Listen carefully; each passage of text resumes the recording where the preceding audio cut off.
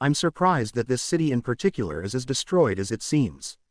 Marco thought to himself as he activated his Devil Fruit ability.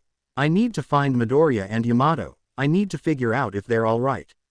Marco thought to himself. As he flew in the direction he felt their presence, he noticed that he was being followed. He cared not for the guy since he was the man's exact opposite in terms of abilities, considering he could use flames. It appeared that the guy following him was a winged fellow like he was. Although his wings were red, it was really cool looking as well, but he ignored the guy since he had a mission to follow through with. He flew faster than he previously did, which surprised him with how non-resistant the wind in this world was. He smirked to himself as his speed increased by many times over as he flew towards the place his observation Haki had found Izuku to be located. He also unfortunately lost the person who was following him in the sky when his speed increased by many times over. Marco had been flying around the cities he passed by as he thought about how Izuku and Yamato would react to his arrival in their world. He chuckled to himself as he pictured how their faces would appear to be like when they would see him again. Although he did notice something off about how close their Haki locations were in his head, they were close. Very close to one another. It was here that Marco gained a mad look in his eyes that borderlined on insanity as he laughed in pure elation.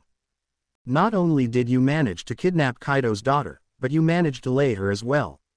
That's surprising, kid. I can't wait to see what led to all of this. Especially your adventures with one another. Marco said, speeding up even more to meet the two again. It wouldn't be until the next morning that Marco would arrive at the location where the two kids' Haki powers were sensed by Marco. He smiled down at the very large H-sized building as he chuckled to himself about how it was a bit on the nose. So this world is that of heroes, villains, vigilantes and many others, huh? I can't wait to see how things develop here. Marco muttered to himself, landing in the middle of the school grounds, triggering the alarm. Whatever reaction he was hoping to get from the school was exceptionally better than he had originally thought. Considering the fact that Izuku had told him that this school's defense systems were considered to be almost as good as Tartarus prison, he smiled when he watched multiple heroes come outside the school with an exasperated look on their face. He couldn't help but laugh at their faces as they stared at him with the most exhausted-looking expressions he'd ever seen. It was almost as if they had suffered multiple attacks and were just wanting this to end, which brings him to feeling something wrapping around him. State your business with our school. We don't have time for games. A man with black hair and eyes growled at him angrily. Well, I originally came here to meet two students of yours. And don't worry, I'm not someone you should worry about. Marco said, as he smiled at them all. What the hell does that even mean? The man asked, as Marco smiled. Whatever you guys were fighting, just know that I'm not as bad as they are. Your students Midoriya and Yamato should know who I am, by the way. Marco said, as the man in front of him sighed in exasperation. Is there anything else I should be worried about? The man asked. Well, I can transform into a blue phoenix. Marco asked, with a laugh. That's it, I quit. Just make sure to not make a lot of noise. I don't get paid enough for this shit. The man said, walking away. Can you point me in the right direction of the two? Marco asked, as the man stopped. The name is Aizawa Shota, and it'd be best that you should leave before we get some more heroes on the school grounds. Although, since I am feeling gracious, they're both within the dorm called Heights Alliance. Aizawa said, leaving Marco to his own devices. Thanking Aizawa mentally, Marco flew off towards Heights Alliance in order to see if Izuku and Yamato were alright. He had heard the man from before, Aizawa, that the two were just suffering a punishment from the principal. Not that he'd even call it that. Landing just outside of the building on the campus called Heights Alliance, he stood in front of the doors as he heard movement inside the building. Pushing open the doors, he found himself being stared at by Izuku and Yamato as they were standing in the kitchen, naked. I didn't think that you'd do this right in plain view of everyone to see through the windows. Marco quipped as Izuku and Yamato just stared at him like they were caught with the proverbial hand in the cookie jar. I. Izuku stuttered as he felt himself slowly feeling faint. Hey Marco, it's been a long while since we last seen one another. How are you doing? Yamato called out, as Izuku finally fainted on the ground from embarrassment. Well,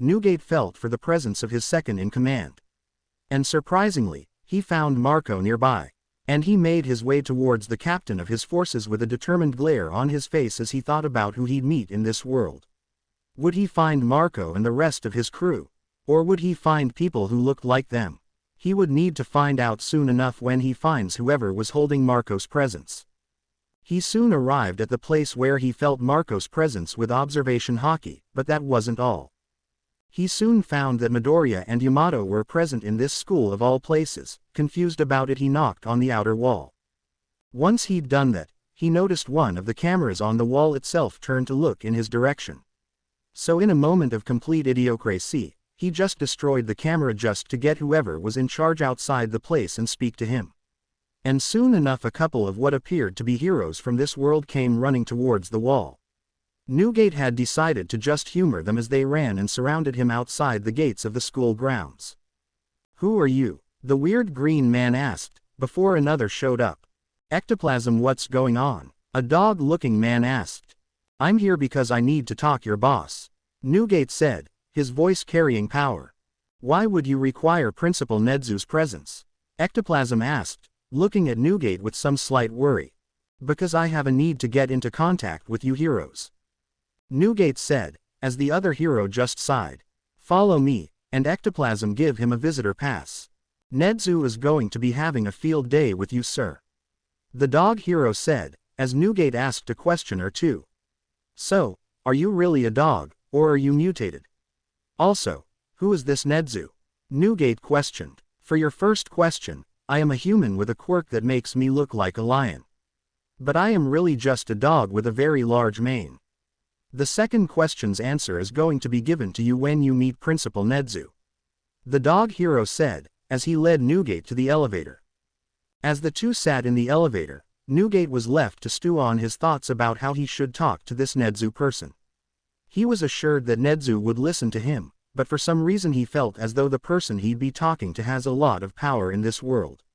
So as the two of them arrived at the door, after getting off the elevator a few minutes prior, he was surprised to find that the principal was just a small creature. "Ah, hello sir, how can I be of assistance to you today?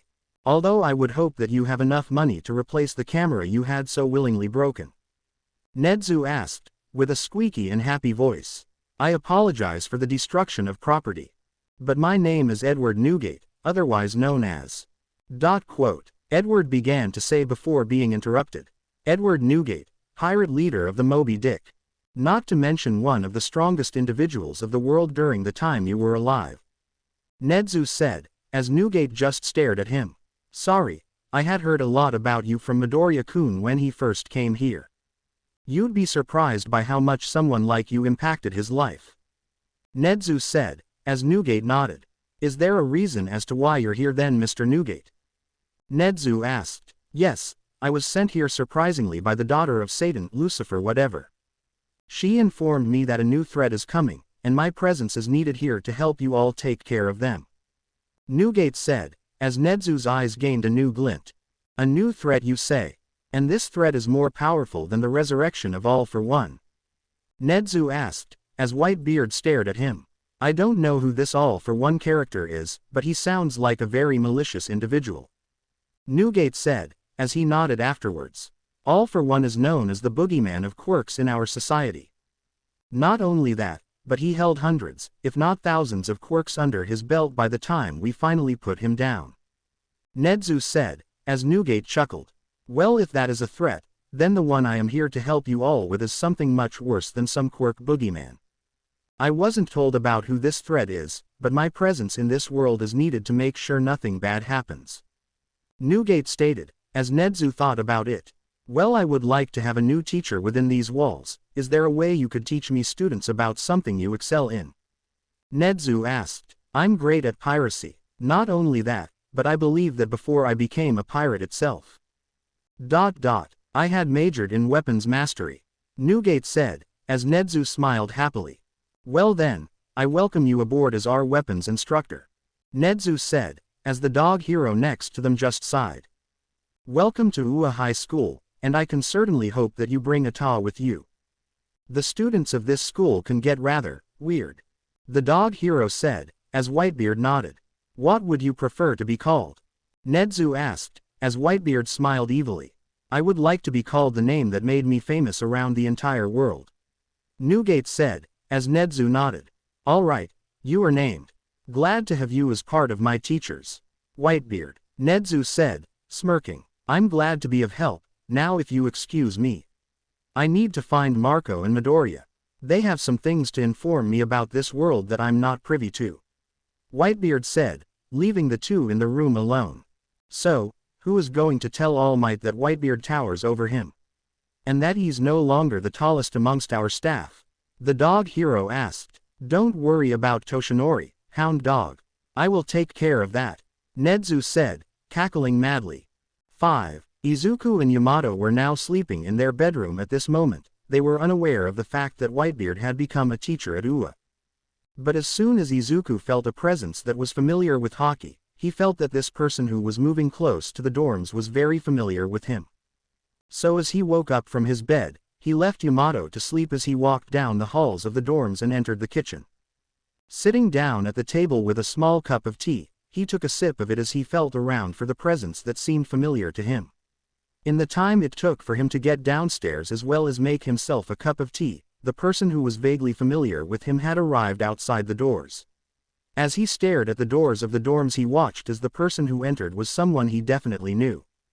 So when were you going to tell me that you had taken down an opponent not even this All Might could take down? A familiar voice called out. N. Newgate-san, Izuku asked, tears brimming as he saw the mountain of a man. That's me, brat, hee hee. I can't believe I was given a chance to come back to life, but I was surprised that I was brought here. Tell me, were you able to find some help? Whitebeard asked, as he sat down at the table.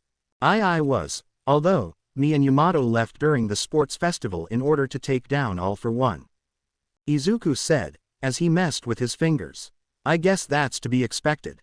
I wouldn't want my successor to sit on his ass and twiddle his thumbs whilst a very dangerous man was out there who only wanted to cause chaos.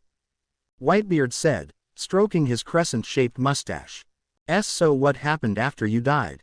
Izuku asked, as Whitebeard chuckled. Nothing much, everything just turned black for me. But I woke up in front of this short woman who had these weird horns sticking up from her head.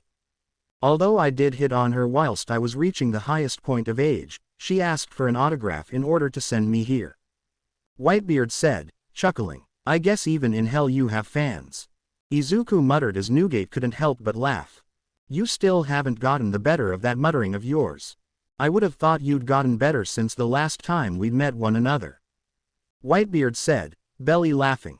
Well, it's hard to get past my eccentricities, Izuku said, blushing. Well, let's table that conversation for another time. Did you finally seal the deal with that woman of yours? Whitebeard asked, with a knowing smirk. I did, yes, Izuku said, blushing even more. I heard from Marco that you both were willing to do one another in the kitchen. I thought I told you that when you decide to take a woman you make sure it's in the room. Whitebeard scolded. It wasn't my idea. It was Yamato's. She wanted to know how it felt like to get caught in the act, although it caused me to pass out. Izuku said, as Whitebeard laughed even more.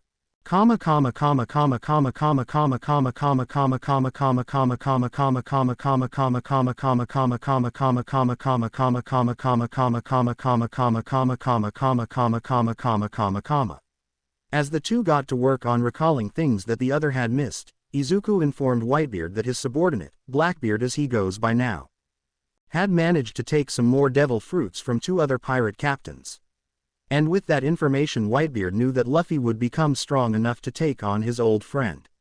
They also talked about things that Izuku had managed to learn whilst within UA grounds, and he was happy to hear that Izuku's time within the school had increased his confidence in himself. Not that Yamato was working overtime in their world just to increase his own confidence to take on threats. Speaking of the girl, where is she? I could have sworn she was here with you. Whitebeard asked, as Izuku pointed upstairs. Oh, she's still asleep. Whitebeard asked, getting a nod. Good, come with me. I need to see how far you've improved that devil fruit power I gave to you is. Whitebeard said, as they both moved out of the building. The two stood across from one another in one of the training gyms as they activated the powers of their shared devil fruit. Whitebeard had watched as Izuku had noticeably gotten slightly taller when he activated the power of the Quake fruit. The boy had increased slightly in height as he threw a punch into the air, causing it to crack as a massive crater was formed. He then did the same as he showed that his crater was much larger than Izuku's by comparison, and he smiled when he did the comparison. Izuku's crater was just slightly smaller than his own, meaning that Izuku had learned a lot of how to utilize his power. They then decided to forego the whole devil fruit power usage, as they switched into the utilization of Haki as they stood across from one another. Whitebeard then decided to see how well Izuku could withstand the whole Conqueror's Haki that he taught the boy early on in his training. Kaido had done many things in the past, but teaching Izuku how to utilize the power of Conqueror's Haki was not something he'd done. So he was expecting Izuku to immediately fall to the ground as he struggled to withstand his Haki powers. He was definitely surprised when the boy was able to counter his own Conqueror's Haki with his very own. Their Hakis clashed with one another as a small shockwave was made from the two clashing, and Izuku's body slowly was pushed back, but he stayed as still as possible with a serious look. As soon as Whitebeard decided to call off the battle of Conqueror's Haki, they both dissipated. "You've trained yourself well enough to handle most villains. That's good, kid. Now I need to see how well you fight against someone who uses their full strength without their powers," Whitebeard said, as he got into a combat stance. Izuku mimicked the same. Without a second to prepare, the two launched towards one another, their speed making them blurs. Whitebeard threw a swift right hook towards Izuku, as the young man dodged the blow, throwing a side kick at Whitebeard's side. The older and much more experienced man had caught the leg before tossing Izuku into the air as he started to fall. Izuku had decided to just roll with the fall as Whitebeard had gone to throw another punch towards his stomach. Izuku tanked the hit as he used his arms to wrap around the man before sending a kick into Whitebeard's face. This caused the older man to skid across the ground, still standing. He smirked at the boy before the two disappeared once again as they clashed in the sky. Whitebeard had thrown a kick this time, using his much taller frame in order to take advantage of Izuku's short stature. But it appeared that the young man had done the same, except in reverse. He used his short stature to be able to dodge the attack before he sent a punch towards the kneecap that was swiftly dodged. Moving faster than the eye could predict, the two moved about the gym as if they were dancing as they dodged and countered attacks the other would throw. As they moved further inside of the gym, they never noticed when it happened, but robots had come out and started to attack the two of them without remorse. And putting their backs to one another, they teamed up to take the robots down, not that they could take on an overwhelming force without their devil fruit powers. But they sure as hell made sure that they made it look as though they could do it without using any kind of powers. Izuku would grab a robot before tossing it behind himself that Whitebeard caught in his large hand and used it as a bludgeon in order to take down even more robots. By the time the two were done, they had managed to defeat the entire entourage of robots before they returned back to their original fight. They clashed arms as a miniature crater formed between the two as they glared into one another's eyes. Activating their Conqueror's Haki, they watched as their arms slowly moved away from one another as they put more pressure into their strength. And within seconds, they noticed something that not many people who were watching from a camera couldn't. A small black sphere with red and black coloring, as well as black lightning sprouting outward around them had formed. As they glared at one another harder, Izuku felt himself put all his willpower and determination into his body, pushing with all his strength. Whitebeard himself, though, pressed a little harder as he smirked at his protege. He couldn't believe the lengths he'd gone since he'd died. He was showing that he could protect this world even without a quirk. He was proud to see how far Izuku had gone from being the short and frail-looking boy to now being as confident as he could become and almost as strong as his prime. Deciding to end the whole clash immediately, Whitebeard had pressed further as he watched Izuku get blasted back towards a nearby building. Moving faster than the camera could see, he soon reappeared behind Izuku as his body was still rippling with the power of the older man. Whitebeard then grabbed the boy by the scruff of the neck as massive gusts of winds blasted past him before he rose Izuku from it and slammed him into the ground. There was a crater there that made a small Izuku shape as his voice could be heard from inside.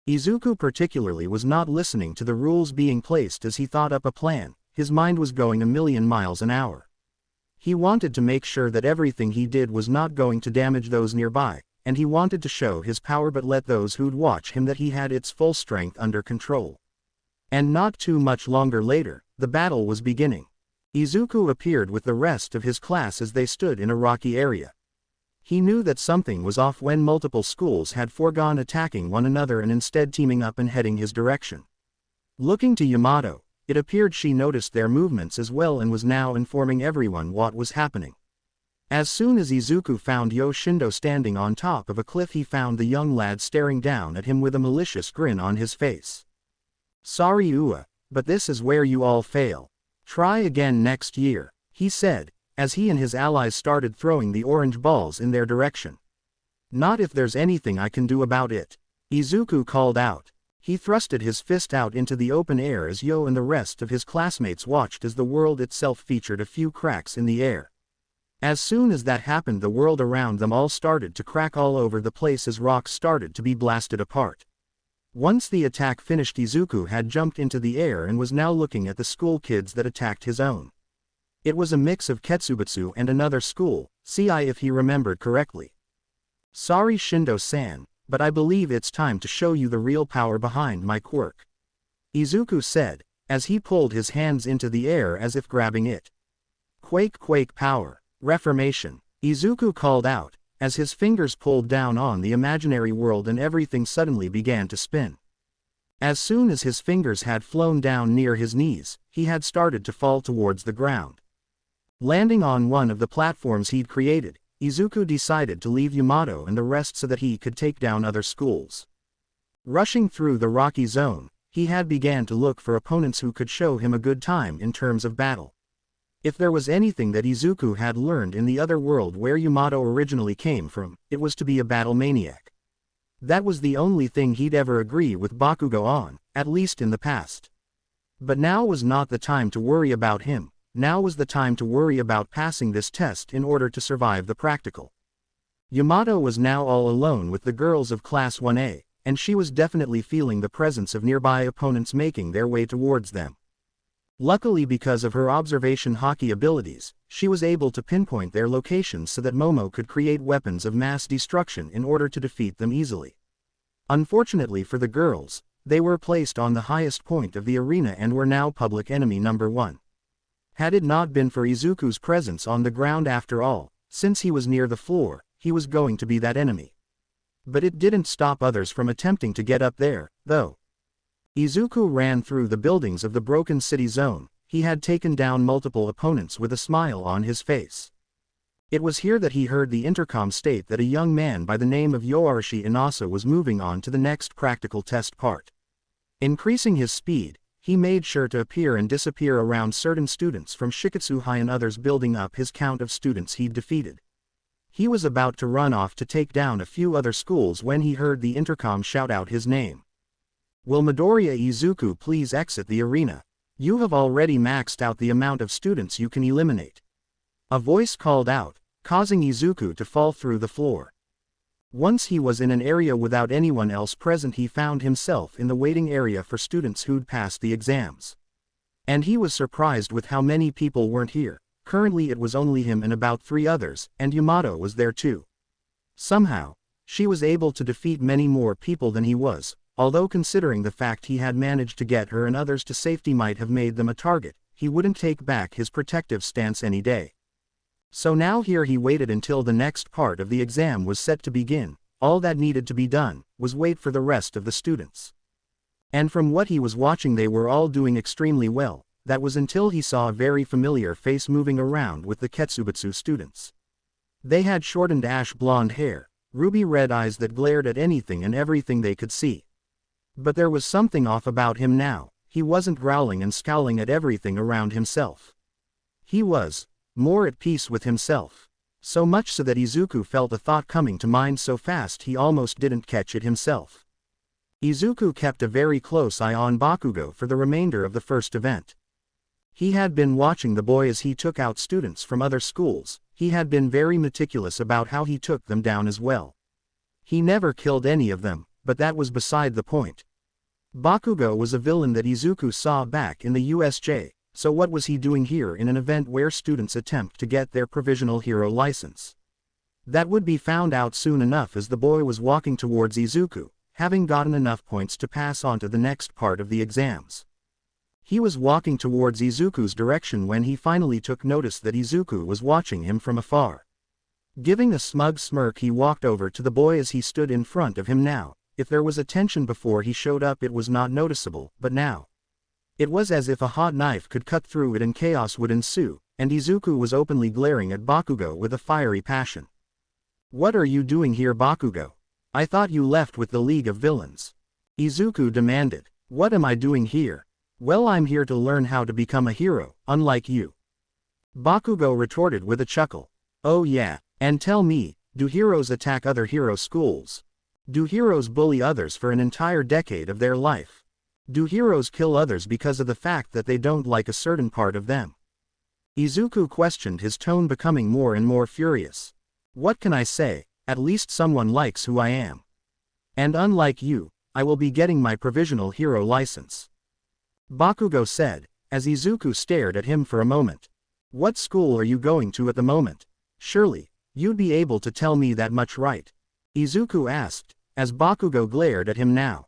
"Why should I tell you? I don't owe you anything," Bakugo said, angrily. "Actually, you do. 10 long years of abuse. 10 long years of mental abuse as well as suicide baiting on the last day of school last year. And don't make me forget the fact that you joined villains instead of attempting to become a hero," Izuku said, as Bakugo glared hard. "I don't owe you shit. Can't you take a joke?" Bakugo asked, as Izuku punched him in the face. "None of what you told me was a joke. What if I actually taken your advice about a year and a half ago, huh? Jumping off a roof and praying for a quirk in the next life. Does that sound familiar?" Izuku roared. "When this day is over, you are dead. I don't care about whatever power you think you have.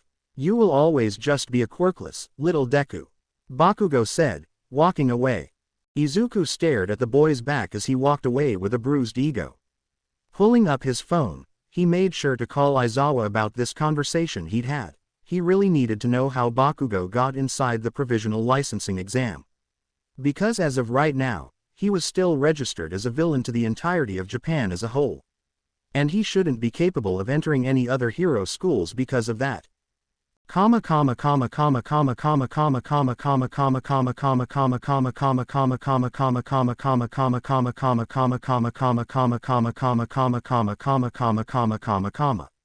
For the last time, Mrs. Joke. I am not marrying you, Aizawa said, as Mrs. Joke stared at him with puppy dog eyes. Really? What about if I did something for you?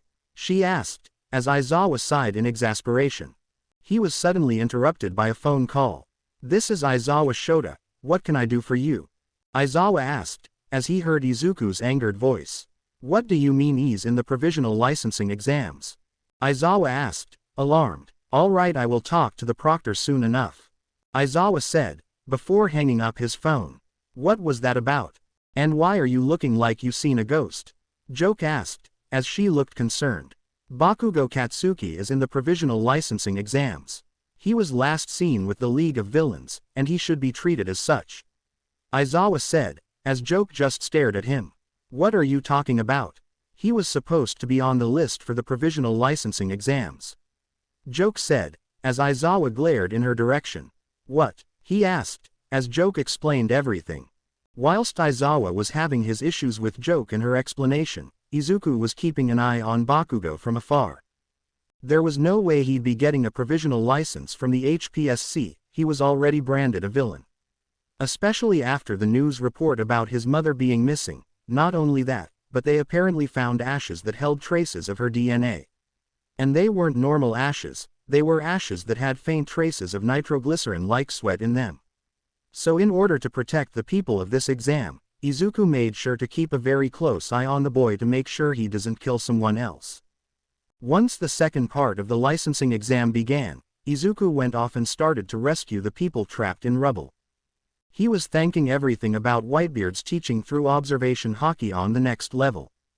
He was capable of finding them in the rubble of destroyed buildings, and as he pulled them out, he checked them for injuries.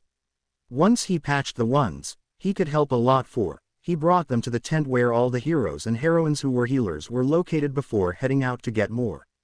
He sent out observation hockey in order to track Bakugo, and he was able to find him moving around with a few Ketsubutsu kids, allowing Izuku to find more of the civilian test makers. By the time that half of the fake civilians were brought to the tent, there was a rumbling before a wall broke on the other side of the arena. It was Gang Orca as he broke through, acting as though he was the villain for this test. He was supposed to see if there would be students who'd move away from their objective of protecting the civilians. And he sure did find one specific one who went out for him. Bakugo Katsuki threw the civilians he was holding and blasted over to him. Unfortunately for the boy, however, his explosions had placed new burns on their arms, so he was docked points for that. It wasn't much longer before two more students, one from Ua, and another from Shiketsu, arrived and assisted Bakugo with defeating the villain for the test. All three were so out of whack that they were getting angered at one another for interrupting the other's attack. And as the trio worked together, albeit without any cohesion, they were buying everyone else the time to evacuate the civilian test makers out of the area. By the time the last civilian was taken out of the equation, Izuku had given them off to Yamato so that she could bring them to safety. Izuku decided to rush over towards Gang Orca to see what was taking so long to defeat him, and he was completely and utterly disappointed in the trio who attacked the number 9 hero. On the ground, the trio were paralyzed from the sonar attack that Gang Orca had launched at them early on in their fight. Bakugo was letting out a stream of curses that would make a sailor laugh at how many he was using multiple times. Shoto was just getting angry from how Yoarashi was countering his flames, and Yoarashi himself was getting annoyed from Bakugo, who was screaming explicatives the entire time and not helping the situation at all.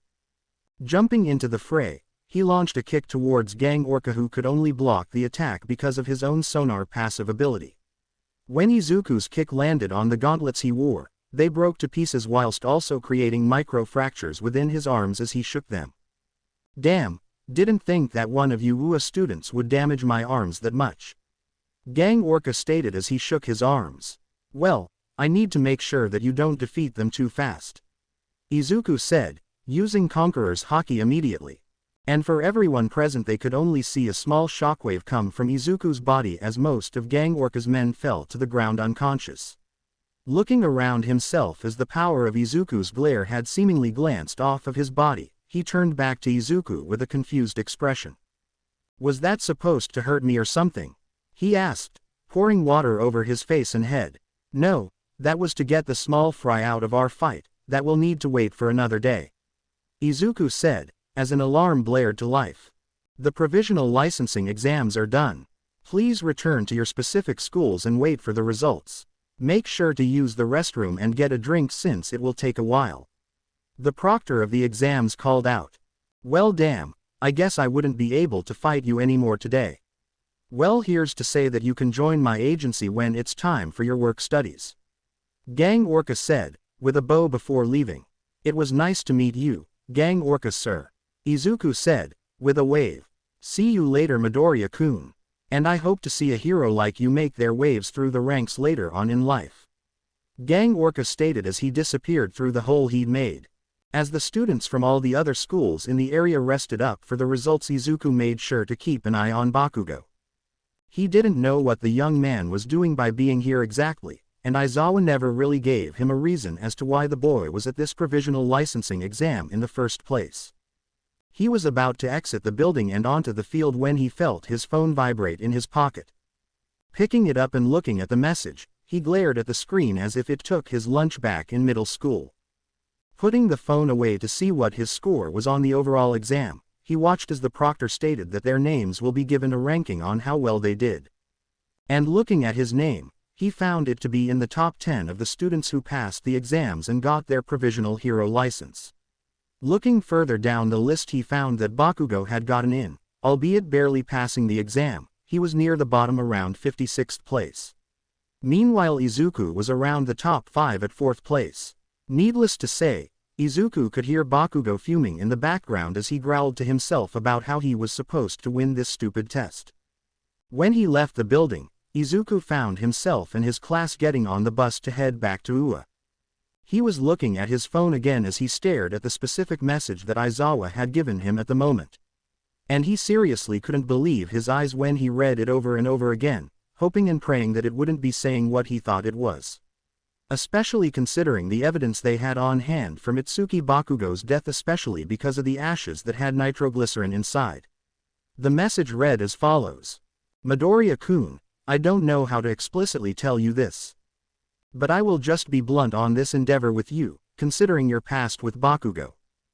Do not provoke him. He is on probation at Ketsubutsu High School.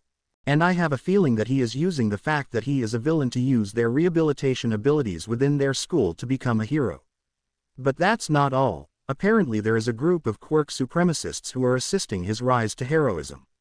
I can only hope that you are not near the boy at this moment, because Joke just told me that there was nothing we could do to save him, other than allowing him to get what he wants, or killing him outright. Izuku was taking out the trash one day after the provisional licensing exams. He was thinking about who to work under for the work studies since his grades could take the small lowering whilst he was gone. He was about to throw the trash away into the trash can outside when he saw a weird-looking face sticking out of the wall. It looked at him with a happy smile before Izuku just looked kind of creeped out before he shook his head before asking a question. Who are you? Izuku asked. Don't worry about my name. I just wanted to see the guy who left Ua and came back after a hard-fought mission to defeat that Kamino Ward villain. The face said, causing Izuku to bristle. Are you stuck in that wall? Izuku asked, worriedly. Don't worry, I'm just using my quirk to look at you through the wall. And I gotta say, you don't look like the rumors say. You look even more adorable than what they tell about you. The face said, happily smiling. Oh okay, but why did you want to see what I looked like? Izuku asked, his face resembling a confused puppy. Because people said that you looked more akin to an adult with how you fought. But no matter, you will find out who I am in class today. I hope you're ready to meet your senpai later on today. The young man said, before disappearing back into the wall. Strange guy. I wonder what his name is. I feel as though I should know him based on how he looked. I guess I will find out later on today. Izuku said, tossing the trash away. From afar in the background a young man with the same expression on his face watched from around the corner with a smirk. Sir would love to meet this guy. I can't wait to have him be showed off to him. The young man thought to himself before jogging away and back towards UA. The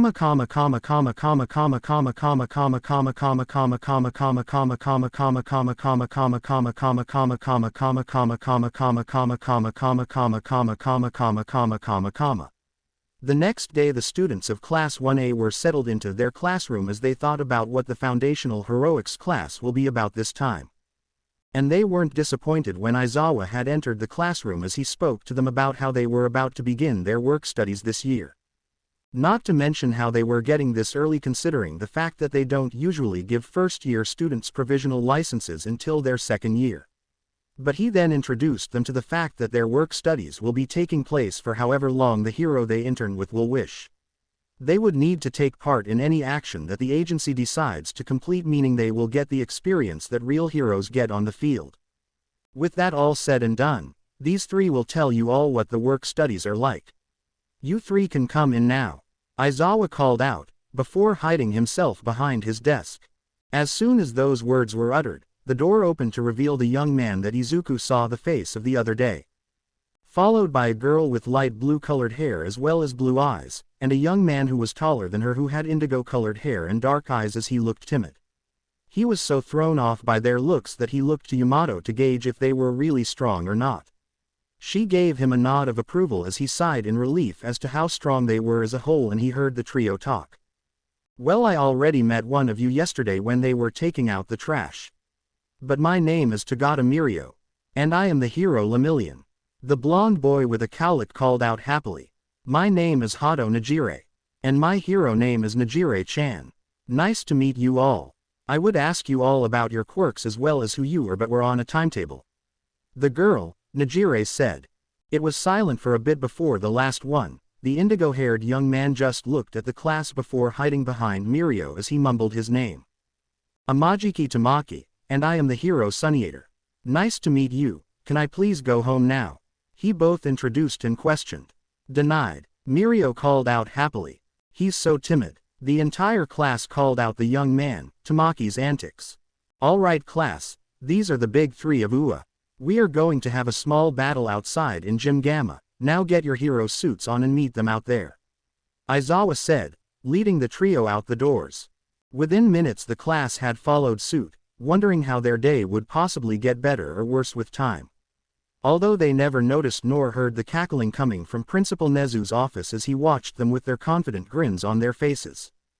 I do love showing those overconfident students the pecking order. Come on big three, it's time to show them why you are the strongest of the school.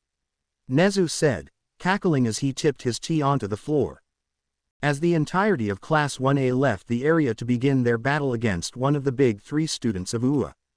Izuku was with Yamato thinking about everything this young man could possibly do against the class as a whole. Izuku knew that the boy was strong, he could easily tell that by his aura when he stood in front of the class. He changed into his gym uniform as he dressed himself to be similar to Whitebeard in homage to the man who gave him hope. He exited the changing room as he found himself and Yamato being the first two people on the field next to Aizawa. The man as quiet as possible as he slept on the bleachers nearby whilst they waited for their classmates. The rest of their class arrived in their gym uniform as well, and they found themselves standing in front of the big three who were also in their gym uniforms. Standing in the middle of the gym, they found themselves listening to Aizawa as the man told them about how Mirio was the strongest student they had within UA as a whole. He then told the class that they will be fighting him, just so that they could get an idea about how hard the work studies they will take part on will be. And within moments the class stood in front of Mirio as the young man was stretching in his uniform. Alright, so is there any rules to this kind of spar, Aizawa-sensei? Mirio called out, no, all's fair in love and war. Make sure that you teach them the lesson of how harsh the work studies actually will be. Aizawa said, leaning down on the ground in the background. Well, who's first? Mirio asked, with a smile on his face. Jiro went first as she sent a lot of sound waves at him with her ear lobes. But as soon as they were about to reach him, he suddenly disappeared from sight, leaving his clothing on the ground. Izuku could hear Aizawa sigh in the background as he felt out for where Mirio was, and once he got a lock on the young man's location Izuku looked in the direction of Jiro. Well, look who's first, Mirio called out, swinging a fist towards the girl's neck. He couldn't get the attack off as he saw Izuku throwing an attack of his own at Mirio, who just disappeared into the ground once more. Jiro looked at him with shock as well as fear before she and some others moved towards him and Yamato in terms of the fact that they could sense where Mirio was located. Don't lower your guard, he can phase through anything, Izuku warned. Then let's freeze the ground, Todoroki said, before he felt his stomach caving in on himself. I think that would be a very not nice thing to do, Todoroki-san. Mirio called out before falling back into the ground.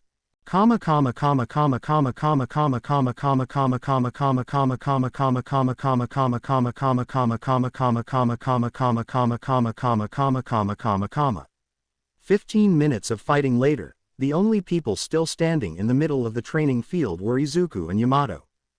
With the duo being able to cover their backs, they had been more than capable of finding where Mirio was located with observation haki. And whenever he came up from the ground, the two would be there to counter his attack before he could even come out of the ground. By the time the class's time was almost over, he called the fight off because it would be just a draw due to Mirio not being capable of leaving the ground.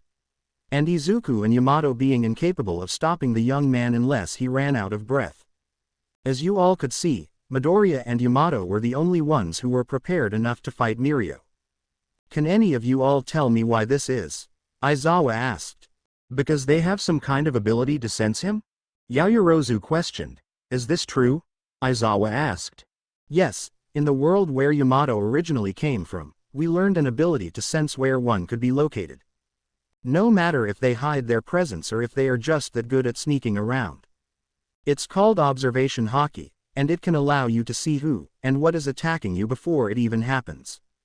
Yamato said, with a smirk. Well, I wouldn't state anything less of my two students. A gruff voice called out from behind the wall. Whitebeard, what are you doing here? Aizawa asked,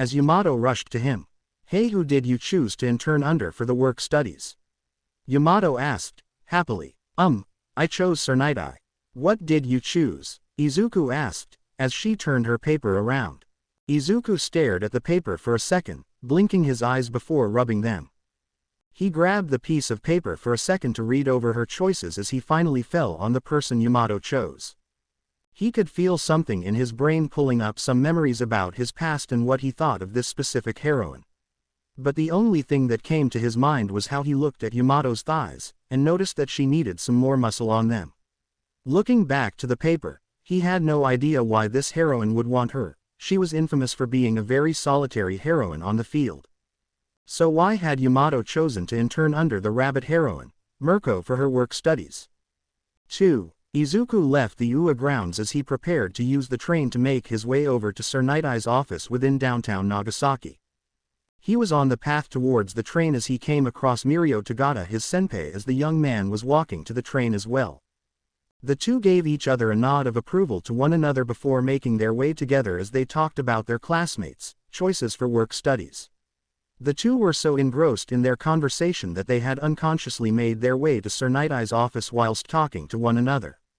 Izuku had used observation haki in order to figure out the pathway that Mirio was taking and prevented them from bumping into others. They arrived just outside the building as Mirio began to talk about his mentor in Night-Eye. The man was apparently someone who prided himself on being capable of making a good joke as well as bringing smiles to everyone. Something that Izuku really appreciated with the hero, as the man was someone who used to be All Might's sidekick. As the two entered the building, they had run into Bubble Girl, who had been at the receptionist desk for the moment as Centipeder had arrived as well. The two sidekicks of Night-Eye had also said their hellos to Mirio as the young intern had given them both smiles. Making their way up the stairs to the 5th floor of the building, Mirio looked back at Izuku with a smile on his face as he gave Izuku a stern-toned voice. "All right, from here on out, it's just you and your humor. If you can make Sir Night-Eye laugh or even chuckle, then that will get you a surefire way into his agency." "It's how I became a member myself," Mirio said, smirking. "Well, not that I haven't done that before, but I guess I should have looked up some jokes in order to get people laughing." Izuku muttered as Mirio chuckled. "Well, the room is down the hall on the right. He will be expecting you, Midoriya-kun. I hope that you can join us this month for the work studies since they last indefinitely," Mirio said, as he sat down on a chair nearby. Leaving the young man to his thoughts, Izuku walked closer to the door as he knocked on it. He heard movement inside as the voice inside called for him to enter inside of it. Opening the door, Izuku found himself being slightly intimidated by Sir Night-Eye as the man was staring at Izuku with such an intensity that Izuku accidentally let out a quip. "If you look at me like that any longer, I might get the wrong ideas, sir," Izuku blurted out as Sir stared at him for a few moments longer. "Nice try on the joke, but I would give it about a 6 out of 10 for how you clearly accidentally blurted it out. But we will work on it," Night-Eye said, before walking over and stamping the papers. "You will begin tomorrow. Be prepared to be training to the maximum as well as doing paperwork.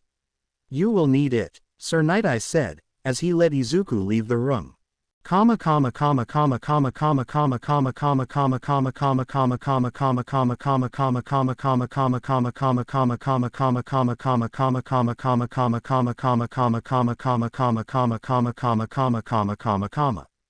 Izuku left the office in a slight daze. He hadn't thought that him blurting out those words would have caused the man to give him a 6 out of 10 for trying. Mirio had looked over to see Izuku walking towards him and was greatly concerned as the boy wasn't happy neither mad. He walked towards Izuku in concern as the young man had just shaken his head and gave him his papers. Mirio had gained a huge smile at that before he started to show the boy around like the senpai he was, based on his wording of it. By the end of the day, the two were sweaty considering they had decided to train with one another.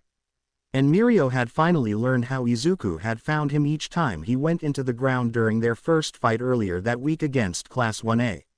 Izuku informed Mirio that no matter who you are, nobody could get past a skill he learned in another world called observation haki. Stated that anyone can learn it so long as they're around someone who uses haki long enough.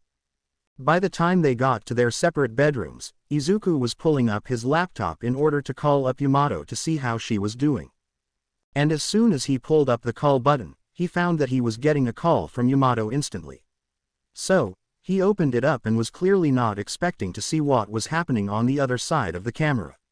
Rubbing his eyes, he shook his head as he got a closer look through the pixels of the camera and found that his girlfriend was indeed suplexing Mirko.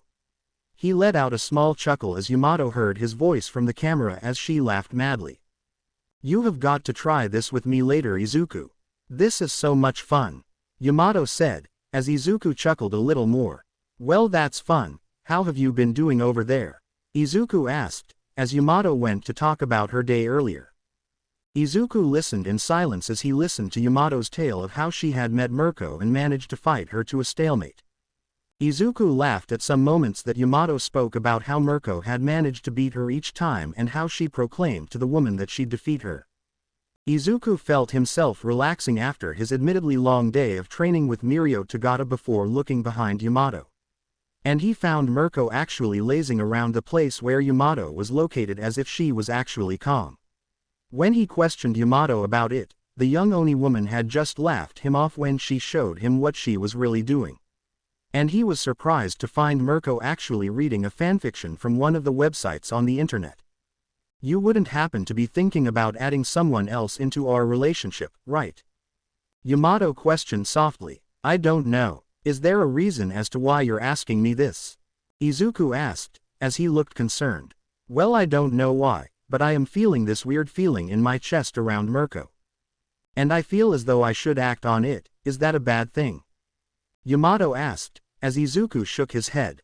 "That's perfectly fine, Yamato. It's just a crush that you're feeling at this point in time." "You have a crush on her for a reason?" Izuku asked, as Yamato gained a smile.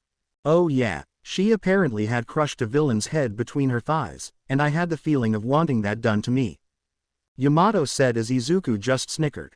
"Well, that's what happens to everyone when they see her do that. Everyone wants to have her do that to them because they think it's really hot," Izuku said, trying to find the right words. "Would you like her to do that to you?" Yamato asked. "Nope. I know that my head won't handle that. I'm perfectly fine if you want to do that to me though," Izuku said, as he smiled at Yamato. "Well, I guess we'll have to do that when we both return from our work studies," Yamato said, with a smile as she turned off her connection.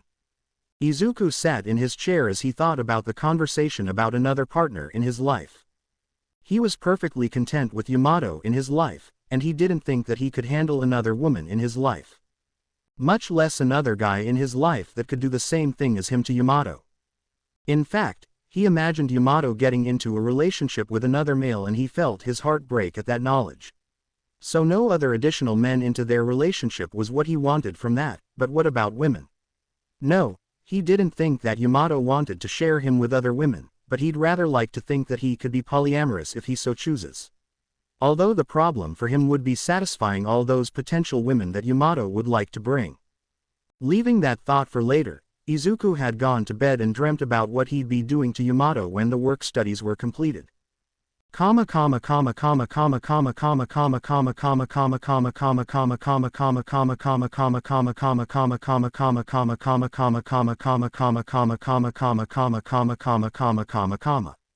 Izuku was in the middle of a patrol with Mirio as they walked around Nagasaki. The two were learning about how to patrol around the area as pro heroes at this point in time, Mirio being the older student as well as senpai for Izuku. Since the young man had been doing this since his second year in high school, he was showing Izuku the ropes of patrolling around the place. But there was a reason for the two to be on the streets patrolling around the alleyways and side streets. They were on a mission to see if they'd find Shisaki Kai, a man who Sir Night-Eye was investigating currently. Izuku and Mirio were walking past a small alleyway when Izuku felt something crash into his left leg, stumbling him slightly.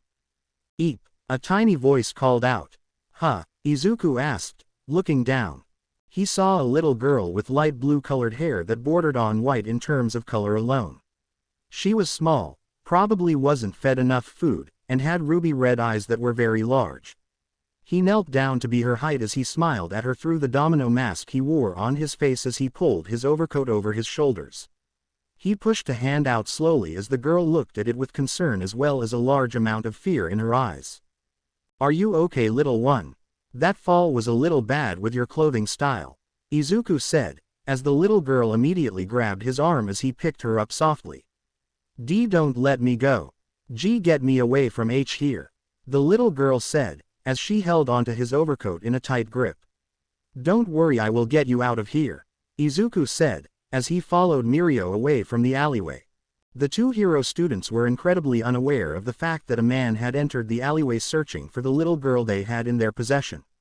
Not only that, but he was looking furious at how the little girl had escaped from his sight. 3 hours before Mirio and Izuku found the little girl, Overhaul was walking through the underground base of operations within Hiroshima. He had been having a very particularly good day. His research into the brat's curse was very good.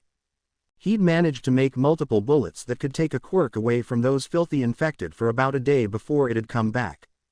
All he needed was enough blood as well as usage of his quirk to turn it into something that could take away the quirks of those around himself forever. He would be the only one who could be cursed in this world. He would be the one who could rightfully sacrifice himself for that cause. He would be the only one with power in this world, not those of heroes or those of civilians. The Yakuza will rise again from the ashes of their previous leader and be born anew. Now if only he could get the brat to even listen to his rules, then he'd be able to get the cure for quirks to be completed sooner. She had been very naughty as of late, and he could only wait until she wouldn't be able to be used in the trials anymore. And she could become expendable. Some of the Yakuza who he'd been able to accrue up and take over from the boss had been pushed to the outer layers of the territory he'd kept up. And with the league of villains that he'd managed to find near Deku City in a warehouse, he had thought of bringing them into his fold and fought against it. They were a rowdy bunch of nobodies who'd get nowhere now that their true leader is dead and away from this plane of existence. He had managed to kill the man impersonating a woman as they were utterly disgusting and vile in his utopia without quirks. But that was beside the point. Had he chosen to bring them into the fold to become parts of the Yakuza, they might have posed a threat to his rule. Especially considering most of them only knew the streets as well as destruction based on their specific power sets. One could create fire, another could transform into anyone so long as she got their blood, another was a magician, one was a mutated lizard who held many weapons, and finally their leader was a destructive young man who threw temper tantrums whenever nothing went his way, and by his side was a misty villain who could create portals anywhere so long as he knew their locations.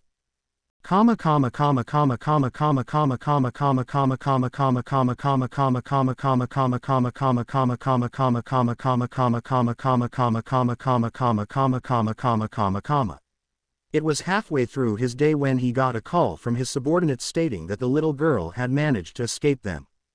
Overhaul knew that they were going to be dead by the end of the day for their incessant inability to watch over a literal child. But that was fine, he'd get someone else to keep an eye on her when he found her, and when he found her, she will be punished like the little curse of this world that she was. He could tell that from the moment she was born into that worthless family from the bosses, that she was going to be a great addition to his research.